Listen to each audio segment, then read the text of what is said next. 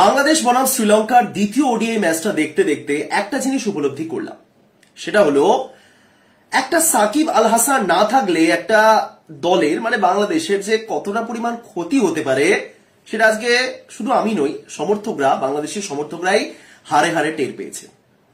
Just একটা player নেই, সেই প্লেয়ারটার ওজন, সেই প্লেয়ারটার কত বড় নাম, কেমন পারফরমেন্স, সবকিছুই আমি ছেড়ে দিলাম। জাস্ট একটা প্লেয়ার নেই এবং বিপক্ষ দলের পার্টনারশিপ ভাঙার মতনও কেউ নেই। আজকে এই ম্যাচটা দেখার পর জাস্ট এটুকুনি উপলব্ধি করলাম, একটা সাকিব আল হাসান ছিলেন না এবং বাংলাদেশের আর কোনো বোলার নেই যিনি সাকিব আল হাসানের মতন পার্টনারশিপ ব্রেক করবেন, যিনি দরকারে বিপক্ষ দলের উইকেট তুলবেন। দ্বিতীয় ওডিআই ম্যাচে বাংলাদেশ পরাজিত হলো শ্রীলঙ্কার কাছে এবং সিরিজ 1-1, যেমনটা চলছিল, একটা শ্রীলঙ্কা একটা বাংলাদেশ, একটা শ্রীলঙ্কা একটা বাংলাদেশ, সেভাবেই চলছে। কিন্তু প্রথম ম্যাচে বাংলাদেশ যে জায়গা থেকে জিতেছিল, দ্বিতীয় ম্যাচে বাংলাদেশ ঠিক সেরকমই একটা জায়গা থেকে হেরে গেল। প্রথম ম্যাচে খুব সহজ একটা জয়ের মুখে দাঁড়িয়েছিল শ্রীলঙ্কা, সেখান থেকে বাংলাদেশ দারুণ কামব্যাক করলো। দ্বিতীয় ম্যাচে ঠিক উল্টো, সহজ জয়ের সামনে দাঁড়িয়েছিল বাংলাদেশ এবং খুব সহজেই সেখান থেকে শ্রীলঙ্কা ম্যাচটা জিতে গেল সৌজন্যে নিশাঙ্কা এবং আসলাঙ্কার দুর্দান্ত পার্টনারশিপ। এবং ঘুরে ফিরে ওই একটাই কথা, সাকিব আল হাসান গোটা সিরিজে তিনি নেই, তিনি আগামী কবে খেলবেন বাংলাদেশের হয়ে কেউই জানে না, তিনি রয়েছেনই অন্য জায়গায়, সিরিজের মাঝেও তিনি নেই, কিন্তু তাও ঘুরে ফিরে তিনি ফ্রেমে চলে আসছেন। তার কারণ তাকে দরকার।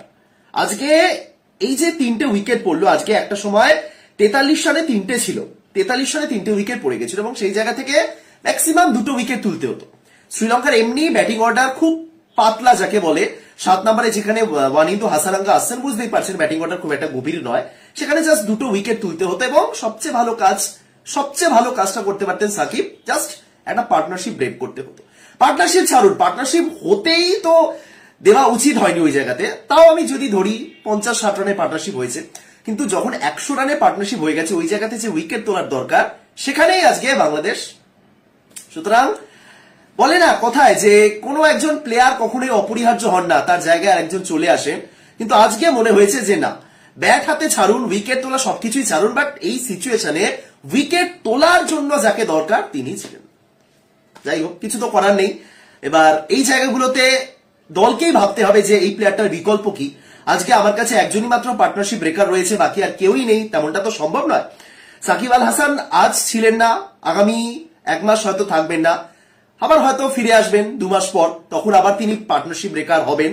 কিন্তু এই কয়েক মাসে, এই কয়েকটা দিন, এই কয়েকটা ম্যাচে যে উইকেট তুলবেন, তিনি পরবর্তীকালে সাকিবের জায়গাটা পূরণ করবেন, অন্তত এই পার্টনারশিপ ব্রেকার হিসেবে। এটা দলকেই তৈরি করতে হবে, দ্যাটস ইট। একটা সময় ভারতীয় দলে এই পার্টনারশিপ ব্রেকারের কাজটা করতেন কেদার যাদব, যিনি একজন প্রপার ব্যাটার ছিলেন, যিনি জীবনে আইপিএল এর ম্যাচে একটা বলও করেননি, তিনি একটা সময় ভারতের পার্টনারশিপ ব্রেকার হয়ে উঠেছিলেন, কারণ ধোনি এমন সময় তাকে বল দিতেন, তিনি উইকেট তুলে নিয়ে যেতেন। সুতরাং এই পার্টনারশিপ ব্রেকারের কাজটা খুব গুরুত্বপূর্ণ। এর ওরকম কোনো রোল নয়। একজন বোলার, যদি আমি কিছু বোলারের মানে রোলের কথা বলি, প্রথমে শুরুতে পাওয়ার প্লেতে উইকেট তোলা, নতুন বলে যারা উইকেট তোলেন, এটা একটা রোল হয়। মিডিল ওভারগুলোতে রান চেপে বোলিং করা, হ্যাঁ, তুমি রান পরপর ওভার তোমাকে দিয়ে যাবো, কিন্তু তুমি রান চেপে বোলিং করো, স্পিনাররা যেটা করেন। ডেথ ওভার স্পেশালিস্ট, এরকম কয়েকটা ভূমিকা হয়, রোল হয়, সেরকমই একটা ভূমিকা হলো পার্টনারশিপ ব্রেকার। এবং যখন 150-র উপর পার্টনারশিপ হয়ে গেছে, সেটা ভাঙা কতটা জরুরি সেটা আলাদা করে কিছু বলার নেই। যাই হোক, সুতরাং এইটুকুনি আমি বলতেই পারি যে সাকিব আল হাসানকে আজকে কিন্তু বাংলাদেশের সমর্থকরা বলুন বা বাংলাদেশ দল খুব মিস করেছে। আমি নিজে একজন নিউট্রাল সাপোর্টার হয়ে ম্যাচটা দেখছিলাম এবং মনে হচ্ছিল, আরে ভাই কি হচ্ছে, কেউ তো এসে উইকেট তুলুক, কেউ তো একটা উইকেট তুলুক, আর কিছুই তো হচ্ছে না, একটা উইকেট পড়ছে না, খুব আরামসে ম্যাচটা জিতে যাচ্ছে। ব্যাটিং দেখতে অবশ্যই ভালো লাগছিল নিশাঙ্কা এবং আসলাঙ্কার, কিন্তু মানে যে দলটা 43-এ 3টে উইকেট ফেলে দিয়েছে, তারা এত বড় একটা পার্টনারশিপ খেয়ে গেল, এটা অড ব্যাপার। সুতরাং পার্টনারশিপ ব্রেকার তৈরি করতে হয় যে কোনো দলকে। এরকম সিচুয়েশনে কে উইকেট তুলবে, আমি বেশি পুরোনো দিনে যাচ্ছি না, আমি ভারতের ম্যাচের উদাহরণ দিই। বিশ্বকাপ ফাইনালে ভারত বনাম অস্ট্রেলিয়া, 3টে উইকেট পড়ে যাওয়ার পর যে ভারত আরো 2টো উইকেট তুলবে, একেবারে চেপে ধরবে অস্ট্রেলিয়াকে, সেটা হলো না। ওই জায়গাতে একটা পার্টনারশিপ ব্রেকারের দরকার ছিল। নতুন বলে তো আমাদের বোলাররা খুব ভালো, কিন্তু পরে কুলদীপ বা জাদেজা যিনি আসুন উইকেট তুলুন, সুতরাং এই জিনিসটা দরকার। যাই হোক, সাকিবের উদাহরণ আমি এই কারণেই বারবার বলছি, কারণ এই কাজটা তিনি বারবার করে এসেছে। যখন তিনি অধিনায়ক ছিলেন, এই বিশ্বকাপের কথাই আমি যদি বলি, যখন তিনি অধিনায়ক ছিলেন, কখন নিজেকে নিয়ে আসতে হয়, অনেকে যারা বোলার হন না, মানে ক্যাপ্টেন প্লাস বোলার, তখন অনেকে আবার একটু নিজের উপর অতিরিক্ত কনফিডেন্স রাখে যে আমি বোলার, আমি উইকেট তুলবো। অনেকে আবার দায়িত্বটা অন্যের উপর ছেড়ে দেয়। সাকিব নিজের উপর দায়িত্বটা নিতেন যে না, উইকেট কেউ তুলতে পারছে না, আমি নিজেকে নিয়ে আসি। সে বিপক্ষ দলে মানে যিনি ব্যাটার হিসেবে রয়েছেন স্ট্রাইকারে, তিনি ডানহাতি ব্যাটার হন, আমি বাঁহাতি স্পিনার হিসেবে তার সামনে ভালো বোলিং করবো, সে যাই হোক, এই জায়গাতে সাকিব নিজেকে নিয়ে আসতেন। আজকে যদি তিনি মাঠে উপস্থিত থাকতেন, তিনি তো নিজেকে আনতে পারতেন, হয়তো শান্তকে কি পরামর্শ দিতেন, বাট স্টিল একজনকে দরকার যিনি এই জায়গাতে উইকেট তুলতেন। তাহলে দ্বিতীয় ম্যাচের যদি সংক্ষেপে কিছু কথা বলি, তাহলে শ্রীলঙ্কার ব্যাটিং দিয়ে শুরু করি, চেষ্টা করবো বাংলাদেশের ব্যাটিং দিয়ে। নিশাঙ্কা এবং আসালাঙ্কা যেভাবে ব্যাটিং করলেন, বিশেষ করে পাথুম নিশাঙ্কা একজন আন্ডাররেটেড ক্রিকেটারই আমি বলতে পারি। এই মুহূর্তে দাঁড়িয়ে পাথুম নিশাঙ্কা আসলে একজন আন্ডাররেটেড। মানে হ্যাঁ, এবার অনেকে বলবেন ভাই আফগানিস্তান বা এই বাংলাদেশের মতন দলের বিপক্ষে সেঞ্চুরি করছে, আফগানিস্তান, বাংলাদেশ বা কখনো জিম্বাবুয়ে, এদের বিপক্ষে নিশাঙ্কা রেগুলার খেলছে, একটু সেনা কান্ট্রির বিপক্ষে খেলে দেখাক, সেনা কান্ট্রি থেকে খেলে দেখাক, তখন বোঝা যাবে। অনেকে এটা বলতে পারে, বাট মানে যেভাবে অ্যাপ্রোচ, তার মধ্যে যে অ্যাপ্রোচটা রয়েছে, যেভাবে খেলে, যেভাবে ইনিংসটাকে বিল্ড করেন, পাথুম নিশাঙ্কা আসলেই একজন দারুণ প্লেয়ার। ভারতের শুভমান গিল যেভাবে খেলেছেন, অবশ্যই বড় দলের বিপক্ষে তিনি করেছেন, নিউজিল্যান্ডের বিপক্ষে তার রয়েছে সেঞ্চুরি, স্টিল পাথুম নিশাঙ্কা যেভাবে ব্যাটিং করছে, এই ম্যাচে সেঞ্চুরি, এই ম্যাচের আগের ম্যাচে সেঞ্চুরি, তার আগের ম্যাচে ডাবল সেঞ্চুরি, টি-20 তো একটা 200 স্ট্রাইক রেট নিয়ে 60 রানে ইনিংস খেলছে। সুতরাং পাথুম নিশাঙ্কা আসলেই দারুণ একজন প্লেয়ার। হয়তো শ্রীলঙ্কাতে জন্মেছেন বলে সেভাবে তাকে নিয়ে চর্চা হবে না, সেভাবে প্রশংসা হবে না, আর বিশ্বাস করুন এই পাথুম নিশাঙ্কার মধ্যে আসলেই ট্যালেন্ট রয়েছে।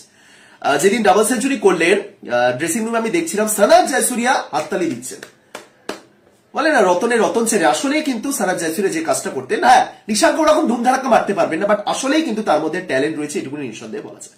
এবং চারিত আসালাঙ্কা যেভাবে দুজনে মিলে পার্টনারশিপ বিল্ড করলেন, দারুণ। আসালাঙ্কা এর আগে আফগানিস্তানের সঙ্গে একটা 97 না 96 রানে অপরাজিত ইনিংস খেলেছিলেন, লাস্টে কি সেঞ্চুরিটা হলো না, বাট দারুণ খেলেছিলেন। আজকে দুজনে মিলেই অসাধারণ ব্যাটিং করলেন এবং কোন সিচুয়েশনে 3টে উইকেট পড়ে যাওয়ার পর যেভাবে এগিয়ে নিয়ে গেলেন তারা, বাংলাদেশের মাঠে বাংলাদেশের পেসাররা যারা দারুণ ফর্মে আছেন, তাদের এগেনস্টে এই ইনিংস আসলে দুজনকে প্রশংসা করতে হয়, দারুণ খেলেছেন দুজন, নিঃসন্দেহে বলা যায়। আসালাঙ্কা এবং নিশাঙ্কা যেভাবে ব্যাটিং করেছেন, দারুণ। মানে তাদেরই হয়তো খারাপ লাগবে যে ভাই এরকম একটা ব্যাটিং লাইন আপ রয়েছে আমাদের, আমরা নাকি চ্যাম্পিয়ন্স ট্রফি খেলতে পারবো না। মানে এই 2 বছর আরো বেটার হবে বলাই যায়। স্টিল ওপেনিং এ একটা সমস্যা রয়েছে, আবিষ্কার ফার্নান্ডো, যাই হোক সেটা ঠিক হয়ে যাবে আশা করি, বাট তারা মিস করবে যে চ্যাম্পিয়ন্স ট্রফিতে খেলতে পারছে। বাংলাদেশের ব্যাটিং এর কথা যদি বলি, আচ্ছা ভালো দিয়েই শুরু করি, তারপরে বরং লিটনের প্রসঙ্গে আসবো। তাওহিদ হৃদয়ের জন্য খারাপ লাগাটাই স্বাভাবিক। প্রথমত তাওহিদ হৃদয় 96 রানের একটা অপরাজিত ইনিংস খেললেন, জাস্ট এইটুকুনি কাছে এসে সেঞ্চুরিটা হলো না। যখন এরকম 90 মাথায় কেউ আউট হয়, নার্ভাস 90 যেটাকে বলা হয়, তখন খারাপ লাগে, মনে হয় যে আরেকটু যেন 100 করতে পারলো না, মাথা ঠান্ডা রাখতে পারলো না। কিন্তু কেউ যখন 99 রানে মানে 90 এর ঘরে অপরাজিত থাকে এবং বল কম পড়ে যায়, তখন আসলেই খারাপ লাগে। এবং তাওহিদ হৃদয় যে ইনিংসটা খেলেছেন, 96 অপরাজিত, 102 বলে 96, আসলেই দারুণ ইনিংস। আরো খারাপ লাগছে যে এত ভালো একটা ইনিংসের পরও তার দল জিততে পারলো। তার ইনিংসের মানে এমন নয় যে আগের দিনের মতো সিচুয়েশন ছিল, 3টে উইকেট পড়ে যাওয়ার পর অসাধারণ খেলেছেন, না, আজকে বেশ ভালোই হয়েছে। সৌম্যর সাথে ভালো পার্টনারশিপ বিল্ড হয়েছে, শান্তর সাথে ভালো পার্টনারশিপ বিল্ড হয়েছে। তারপরে না শান্ত না সৌম্য কার সাথে খেলেছেন, যাই হোক এই জায়গাটা মনে নেই, বাট যাই হোক যেভাবে খেলছিলেন, মুশফিকুর রহিমের সাথে ভালো খেলেছেন। ওই জায়গাতে তাওহিদ হৃদয় যে কাজটা করে গেছেন, প্রথমে একটু ধরে খেলছিলেন, ধৈর্য ধরে ঠুকে একটা সময় 70-এর কম স্ট্রাইক রেট, মানে কি ভাবতে পারে যে কি ভাই কি খেলছে, কিন্তু একটা কথা আছে না যে ডিপ পর্যন্ত নিয়ে যাওয়া, সেই জিনিসটা খুব ভালো মতন করেছে। এবং তার চেয়েও বড় কথা যেটা, ভুলভাল শট মারেননি। ওয়ানিন্দু হাসানাঙ্গা সম্পর্কে কমেন্টেটররা একটা খুব কথা বলে যে ওয়ানিন্দু হাসানাঙ্গা একজন লেগ স্পিনার, কিন্তু ব্যাটাররা যদি ওয়ানিন্দু হাসানাঙ্গাকে লেগ স্পিনার মনে করে খেলে, লেগ স্পিনার মনে করে তাকে চার্জ নেওয়ার চেষ্টা করে, তাহলে ব্যাটাররা ভুল করবে। এবং খুব খাঁটি কথা।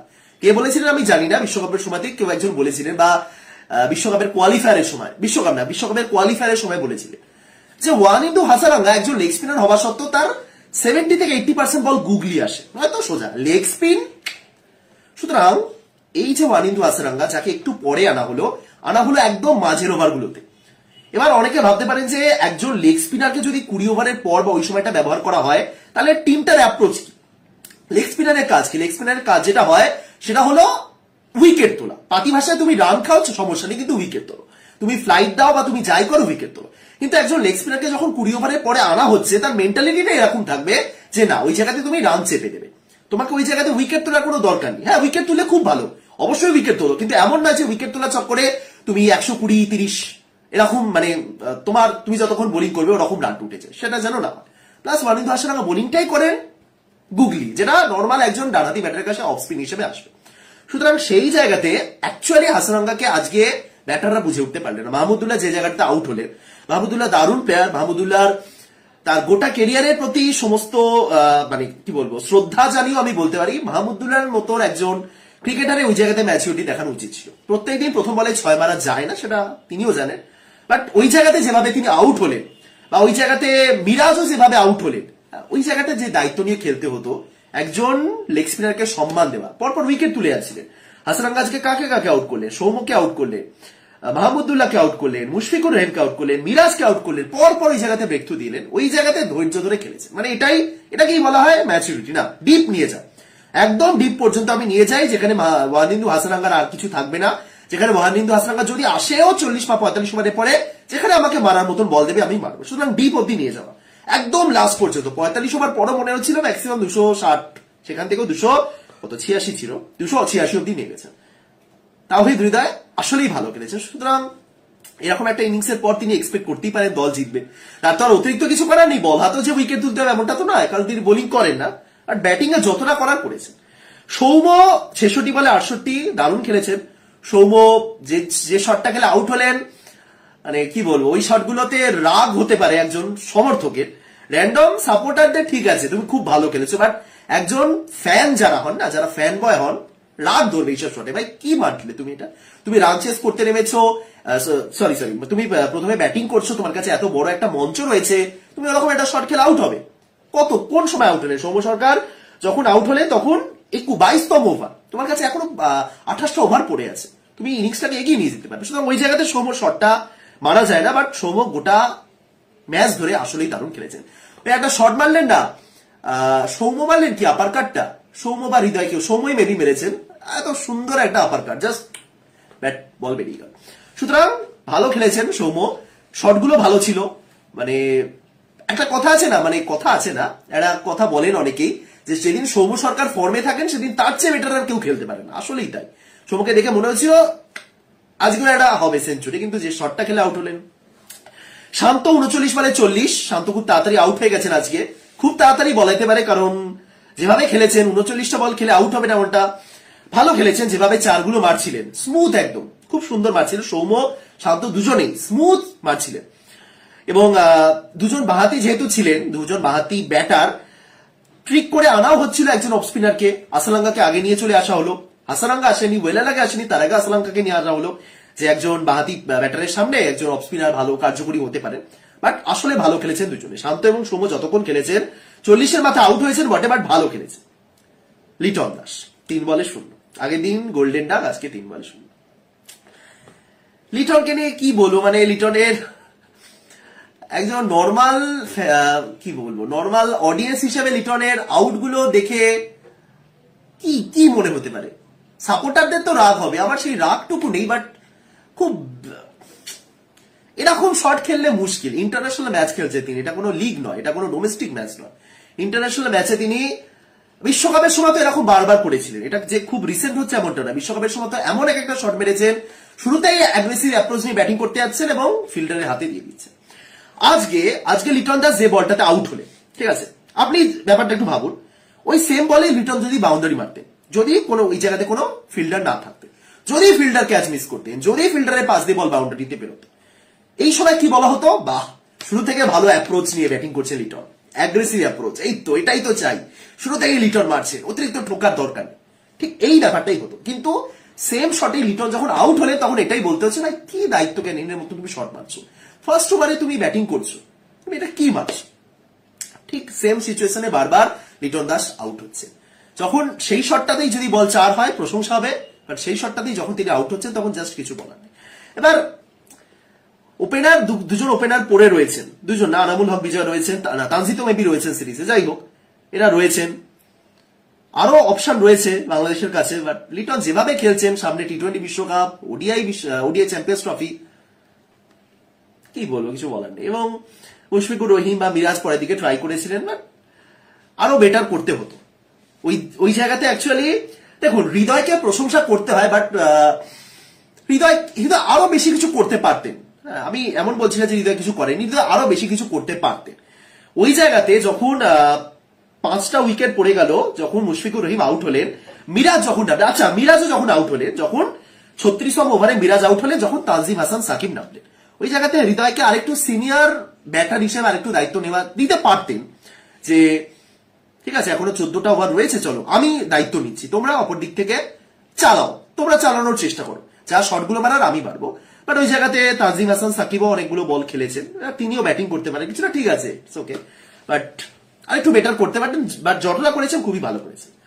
এবং শ্রীলঙ্কার বোলারদের কথা যদি বলি, মাধুশঙ্কা, আমি যত দেখছি মাধুশঙ্কাকে মুগ্ধ হচ্ছে। ওফ, মাধুশঙ্কা কি বোলিং করছেন, মানে সেরা, একদম প্রপার লাইন লেন্থ, একটা বল নো বল করছেন তো পরের বলে এসে উইকেট তুলে নিয়ে যাচ্ছেন, দারুণ। মাধুশঙ্কা আসলেই দুর্দান্ত বোলিং করছে। এর সাথে যদি প্রমাদ মাধুসানের মতন, মানে মাধুসানও ভালো বোলার, ভালো খারাপ বোলার আমি বলছি না, বাট প্রচুর রান খেয়ে যাচ্ছেন। মাধুসান বা কুমারা যদি অপর দিক থেকে আরো সাপোর্ট করতেন না মাধুশঙ্কাকে, অনেক বেটার বোলিং হতো।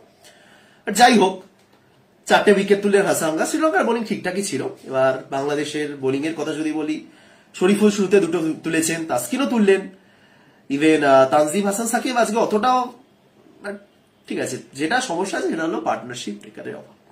একজন পার্টনারশিপ ব্রেকারের কতটা দরকার পড়ে আজকে প্রত্যেক বাংলাদেশি সমর্থক টের পেয়েছেন, যে একটা উইকেট তুলুক, কেউ একটা উইকেট তুলুক। তৃতীয় উইকেট পড়লো 43 রানের মাথায়, চতুর্থ উইকেট পড়লো 228, প্রায় 185 রানের একটা পার্টনারশিপ বিল্ড হয়েছে, 185। আমি একটু জাস্ট স্ট্যাটস দেখছিলাম যে বাংলাদেশের শ্রেষ্ঠ পার্টনারশিপ ব্রেকার কি। এবার এরকম তো কোনো স্ট্যাটস হয় না যে এতগুলো পার্টনারশিপ ব্রেক করেছে, চাইলেও এখন খুঁজে পাবো না। বাট একটা আমি জিনিস দেখলাম যে সাকিব আল হাসান 20 থেকে 40 ওভারের মাঝে তিনি 137টা উইকেট তুলেছেন। ওডিআই ম্যাচে 20 থেকে 40 ওভার, যেটার মধ্যেই পার্টনারশিপ গুলো বিল্ড হয় আর কি, 20 থেকে 40 মিডিল ওভার গুলোতে, সেই সময় 137টা উইকেট তুলেছেন সাকিব আল হাসান ওডিআইতে। তার মানে বুঝতে পারছেন যে এই মিডিল ওভার গুলোতে সে পার্টনারশিপ ভাঙা বলুন বা মিডিল ওভারে এসে উইকেট তোলা নিয়মিতভাবে কতটা ভালো করতে পারে। আরো একজন রয়েছেন মেহেদী হাসান মিরাজ, যার ম্যাক্সিমাম উইকেট গুলো কিন্তু মিডিল ওভারে বা ওই পার্টনারশিপ ভেঙে এসেছে। সুতরাং তিনিও করতে পারতেন, বাট তিনি সেটা পারলেন না, যদিও শেষে উইকেটটা তিনিই তুললেন। কিন্তু 185 পার্টনারশিপ ব্রেক করা মানে ম্যাচ ওখানেই হাত থেকে বেরিয়ে গেছে। স্টিল একটা সুযোগ ছিল, ওরকম ভাবে হয় না, ওরকম ভাবে ম্যাচ জেতা সম্ভব। যাই হোক, শ্রীলঙ্কা আবার ফিরে এলো, আবার একটা হাড্ডাহাড্ডি লাস্ট ম্যাচ হতে চলেছে। প্রথম ম্যাচ শ্রীলঙ্কা জিতেছিল, পরের ম্যাচ বাংলাদেশ, তৃতীয় ম্যাচ শ্রীলঙ্কা জিতলো, চতুর্থ ম্যাচ মানে ওডিআই প্রথম ম্যাচ বাংলাদেশ, আবার শ্রীলঙ্কা, এবার লাস্ট ম্যাচ। যেভাবে যে ধারা চলছে তাতে বাংলাদেশই জেতা উচিত, বাট যেহেতু সিরিজ ডিসাইডার যা খুশি হতে পারে। তবে ভালো ম্যাচ, আমি ভিডিওটা করছি এবং তার সাথে একই সাথে ওই WPL এর যে ম্যাচটা চলছে তার স্কোর বোর্ডটা নিয়ে বসেছি, হাইলাইটস তো দেখা যাবে না। যাই হোক, তো ভালো ম্যাচ হলে এবার সিরিজ ডিসাইডারে কি হয়। তবে দিন শেষে ওই একটাই কথা, যতই মানুষ ভাবুক যে বাংলাদেশের পঞ্চপাণ্ডবের আর দরকার নেই, আমরা পেয়ে গেছি, কিছু ক্ষেত্রে গিয়ে ফিরে আসেন তারা। আজ মাহমুদুল্লাহ ফিরে আসেন, কাল মুশফিকুর, পরশুদিন সাকিব, পরের দিন তামিম, এরা ঠিকই ঘুরে ফিরে আসেন। কারণ এমন একটা জায়গা তৈরি করেছেন যে জায়গাটা পূরণ করা বা যে জায়গাতে এসে বোলিং করা, ব্যাটিং করা কিন্তু অতটা সহজ। যাই হোক, ভিডিওটা এখানে শেষ করছি। আশা করি সবাই ভালো আছেন, ভালো থাকুন, দেখা হচ্ছে পরের ভিডিওতে। তাদের সবাই টাটা।